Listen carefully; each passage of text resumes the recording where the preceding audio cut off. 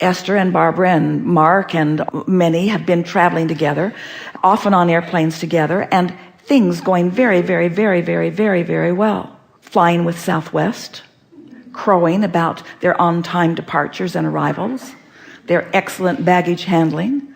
Everything about it is satisfying to Esther, except that the seats are narrow.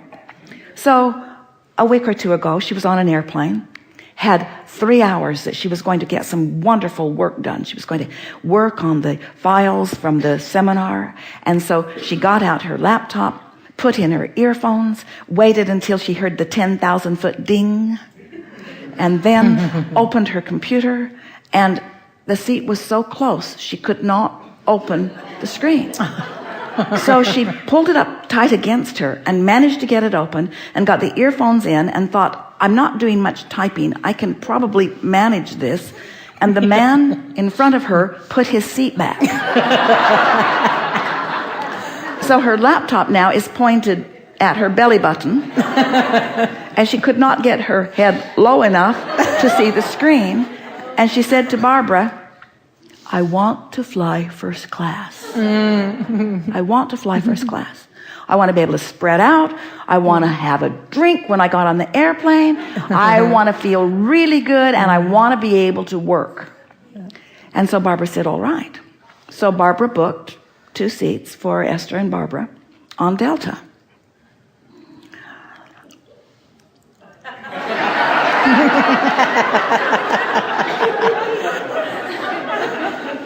The airline that stranded them in Atlanta on several occasions.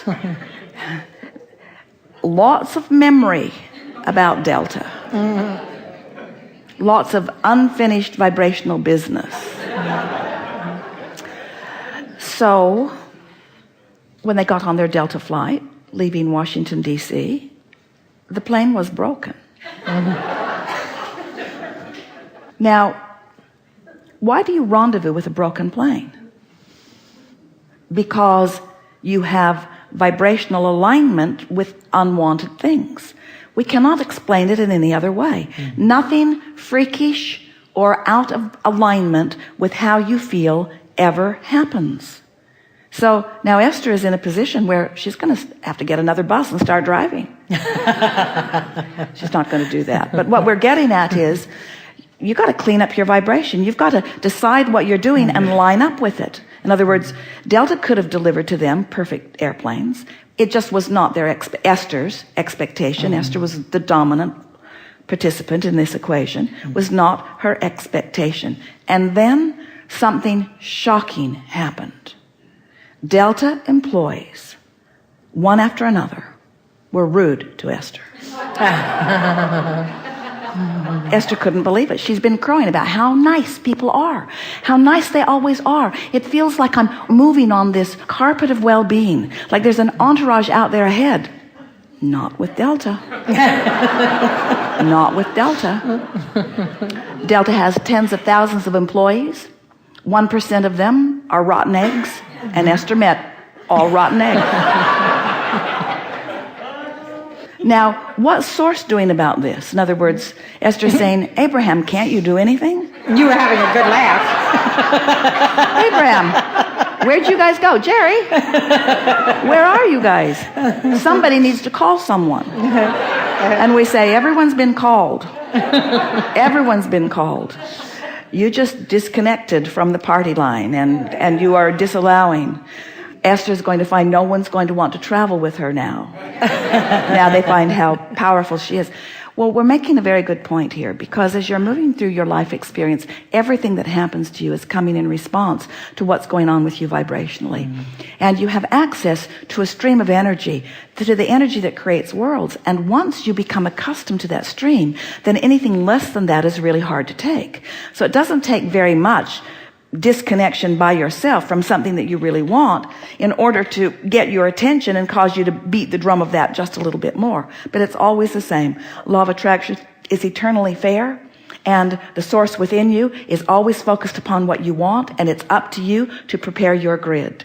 And so when Esther thought back about it after the fact, she was really sort of teasing about that. She was feeling some discomfort about wanting to be in first class and not wanting to buy first class tickets for everyone that was flying with her. In other words, that is not a logical thing to do. And yet she felt uncomfortable being there. Several of the men who are flying with her are much bigger than she is and much more uncomfortable in those narrow seats than she is.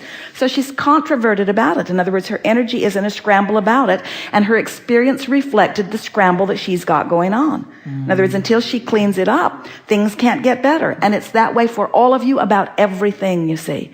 So now, this is the big piece that we are introducing recently and really talking to Esther about it every time she will sit and write with us and listen with that sincere desire that she always has to understand something that she is living. And that is that you must not feel bad about your negative creating. But you keep wanting to do that. In other words, oh, if I had really been doing what I should have been doing, then this would not have happened. If I had cleaned up my energy the way I know that I do, what have I done wrong? And we so want to emphasize, nothing has gone wrong. You have had a clarifying experience that has made you decide something. And it's made you decide, hopefully from a situation, it's made you decide not only what you want with greater clarity, but that's sort of, in Esther's words, a no-brainer. It's not hard to know what you do want when you're living what you don't want. So not only have you decided with greater clarity what you do want, but hopefully you've decided that you're going to do something about lining up with what you want. In other words, it would have taken very little effort for Esther to, on the morning or the day before or the week before, at the purchasing of the ticket time of the flight, to acknowledge the benefit and the appreciation that she feels for that particular airline. And she said frequently, I really, really, really, really, really, really, really, really, really like this big, wide, comfortable first class seat. But what she was really saying is, I don't like those uncomfortable seats where I can't put my computer up. In other words, her vibration wasn't about what she wanted. It was justifying why she didn't want the other. So now the universe says to her, Esther, we love you so much, but we cannot arbitrate on your behalf outside the limits of your own vibrational offering. This is a wonderful exposure to a real life experience that is not only going to make you want bigger, wider, more comfortable seats, it's going to make you want to line up with what you want rather than have the experience of lining up with what you don't want. Because it can go either way every time for all of you, you see. You have the power to control your experience. You do not have one legitimate complaint or gripe. You do not have a legitimate complaint against anything, but you could legitimately complain about your own unwillingness or apparent unwillingness to be aware of your own grid and to prepare your grid. If we were standing in your physical shoes, before we would book an airline flight, we would say, first let me prepare my grid. And we would spend time thinking about every pleasant flight we had ever had. Or at least enough of them that we got the juices flowing. Before we would enter a space where we're going to be interacting with other people, we would prepare our grid by thinking about every pleasant person you've ever encountered. You have the ability to prepare your grid for the receiving of what is not a crapshoot. It's not a thing that is based on statistics. To prepare yourself for the absolute inevitable outcome of the vibrational frequency that you've established relative to this subject that is at hand. Don't you love knowing that? I do. Don't you love knowing that? I do. And don't you love having an experience every now and again to remind you of that? And don't you feel better in the deliberate creation of what you want than in the stumbling into it by default? And don't you like those wake-up calls that let you know that you're becoming complacent and that you can't slip back into those old thoughts that you've thought so often about things, that you now have a fresh approach? You now have a different vantage point? You can see through the eyes of Source? You can. Absolutely. Because Source looks with clarity and strength and intensity. Source is looking on. And not in a frivolous way, ever. And appreciation. Yeah, always. Yeah. Appreciation and expectation. Expectation of wonderful outcomes. Every time. Good. Thank you. Yes, indeed. Thank you very much. Yes, indeed.